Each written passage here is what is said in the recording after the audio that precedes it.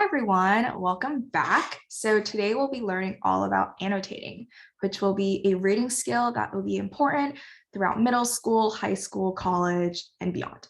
As always, feel free to stop me whenever you have any questions, but we're all good to go. Let's get started. So as I said, today we'll be learning all about annotating. And with anything that we learn, it's important to ask why we're learning this. So why should we as readers annotate? Before we answer that, let's figure out what exactly annotating is. So if you look at the word annotate, you can see the root word note.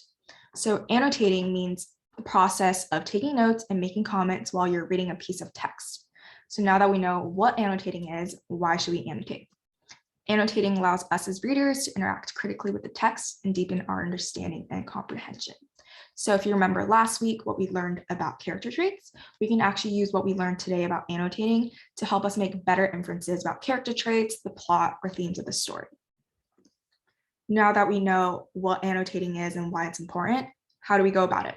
So if you see our 3-step guide, step 1 to annotating is to underline major parts or literary devices. So this can be anything that stands out to you that you like, or things that you want to be able to refer back to quickly in a class setting. Step 2 is to circle confusing words or parts. So this could be words that you don't know the definition to that you can go back and define, or parts that you might find a little confusing. Step 3 is to call out ideas or questions that come to mind. So this could be paraphrasing the part that you've read, making connections to text, or another question that you have that you want to bring to the class yourself. So now that we've learned the 3-step guide to annotating, let's practice. So today we'll be reading Thank You Ma'am by Langston Hughes. This is a short story set in Harlem, a community here in New York. So before we annotate, let's read the text. I'll go ahead and read the first sentence, I'll popcorn to someone else, and so on and so forth. So Thank You Ma'am by Langston Hughes. She was a large woman with a large purse that had everything in it but hammer and nails. Popcorn, Alex. It had a long strap and she carried it slung across her shoulder. Popcorn, Anna. It was about 11 o'clock at night and she was walking alone when a boy ran up behind her and tried to snatch her purse. Popcorn, Liz. The strap broke with a single tug and the boy gave it from behind. You want to popcorn someone, Liz? Popcorn, Keanne. Instead of taking off full blast as he had hoped, the boy fell on his back on the sidewalk. Popcorn, Liz. Oh, and his legs flew up. Sorry. Popcorn, Liz. The large woman simply turned around and kicked him right square in his blue jean sitter. Perfect. Now that we've read the passage, let's take a look at the first 2 sentences. Is there anything that anyone wants to underline and a noun that we want to circle, or something that we want to mark as a call out? Go ahead, Alex. The repetition of the word large. Mm-hmm. And this calls attention to the size of her purse and the size of the woman. Perfect. Repetition draws attention to something for the reader. What about the next sentence? Is there something that anyone wants to underline, circle, or call out? Yes, Anna. I would call out to ask why she's walking alone and see if that could tell us any important information that we would need to know in the context of the story. Perfect. So we're asking a question about why she's walking alone. What about the next sentence? Anything anyone wants to underline, circle, or call out? Yes, Liz. I would underline that the boy ran up to her and her purse broke. So the strap broke. Yeah, it's an important plot point and it'll make it easier to refer to later. Perfect.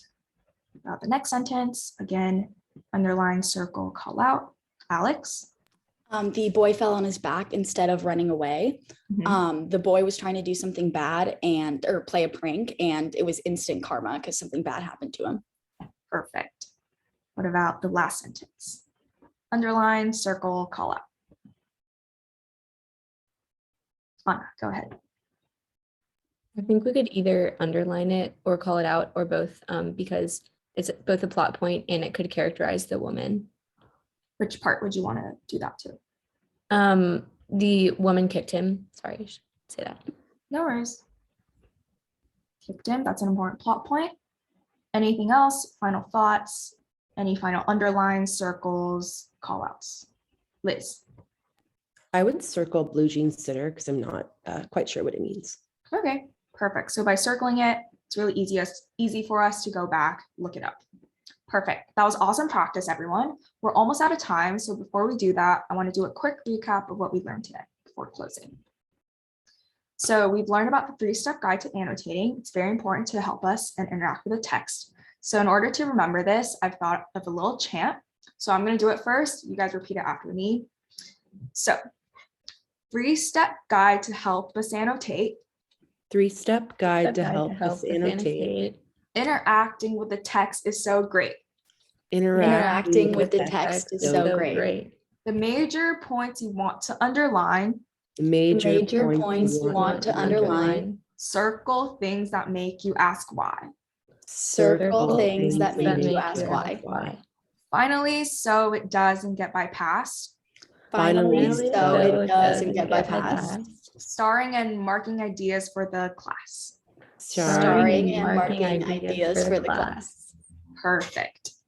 So finally, some closing thoughts before we go. What did we learn today? We learned all about annotating. We learned how to annotate with a 3-step guide and a little chant to help you remember it. We learned why we should annotate because it helps us interact with the text as active readers. And by doing so, it deepens our understanding of the text. Final thought before we go. I want to emphasize that what we outlined today is a guide to annotating. The best thing about annotating is that it can be personalized. You can highlight instead of underlining. You can color code, use different symbols, whatever you want.